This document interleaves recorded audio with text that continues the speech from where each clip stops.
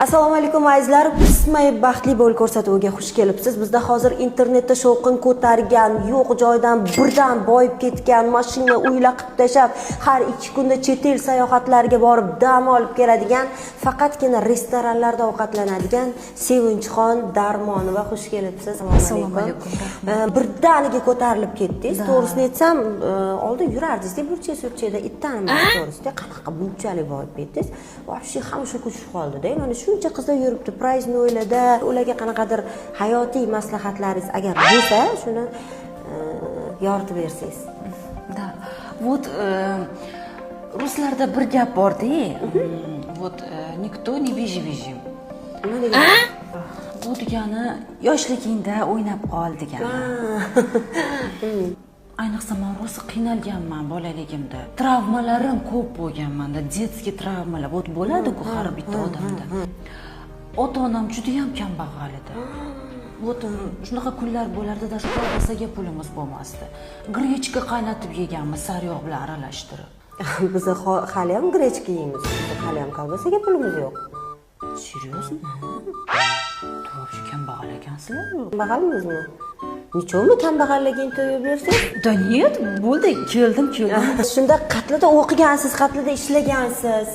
Men hamma qizlar qatori maktabda o'qiganman-da. Qayerda ishlagansiz? Ну, я как модель подрабатывала на жизнь. Ага, да. На жизнь или в жизнь? Да, на жизнь. Yaxshi, lekin shu fotosessiya bir narsalardan shuncha pul topsa bo'ladimi? Birdan uch etash uy, bunaqa qimmat mashinalar bo'ladimi? Да, конечно, meni ota-onam yaxshi yashashgan, boy bo'lishgan, har doim menga yordam berishgan, qizim o'qigan, intilgan deyishgan. To'xtang, hozir ota-onam kambag'al bo'lgan dedingiz-ki, hozir ota-onam qilib bergandi hozir.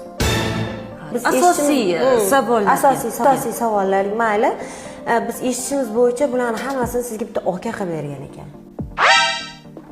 Yoshligingizdan, hali san'atga kirib kelmasingizdan oldin akalar полный спонсировать qilgan ekansiz. Voy, qanaqa aka? Что вы говорите? Boshqa jurnalist yo'qmi? Yo'q, yo'q, просто oylik kamligiga boshqalar ishlamayapti, faqat men ishlayapman-da. Erga tegdingizmi? Siz erga tegdi-ham deb eshitdik. Да, конечно. Da, erga tegdim. Nima, men erga tegishga meni haqqim yo'qmi? Baxtli yashashga, baxtli bo'lishga, farzandli bo'lishga, что я не имею права, что ли? Yo'q, haqqingiz bor, lekin internetda biz eringizni ko'rganimiz yo'q. Nima, bilasizmi, просто men nazardan qo'rqaman, ko'z tegib qolishidan. Shunda eringiz bilan yonma-yon rasm qo'ysangiz, sizga ko'z tegmaydi, eringizga tegadimi? Siz rasmlaringizni qo'yib yotibsiz-ku. Endi har xil ko'zlar bor. Shunda eringiz sizdan chiroyliroqmi yo eringiz sizdan boyroqmi? Boshqa xotinlar meni ko'rib qolmasligi kerak. Естественно, понимаете? Shunda siz birovni eriga tekkanmisiz? Ой, tavba qildim. O'zim berib, собственный. Собственный. Tashlaysiz, конечно.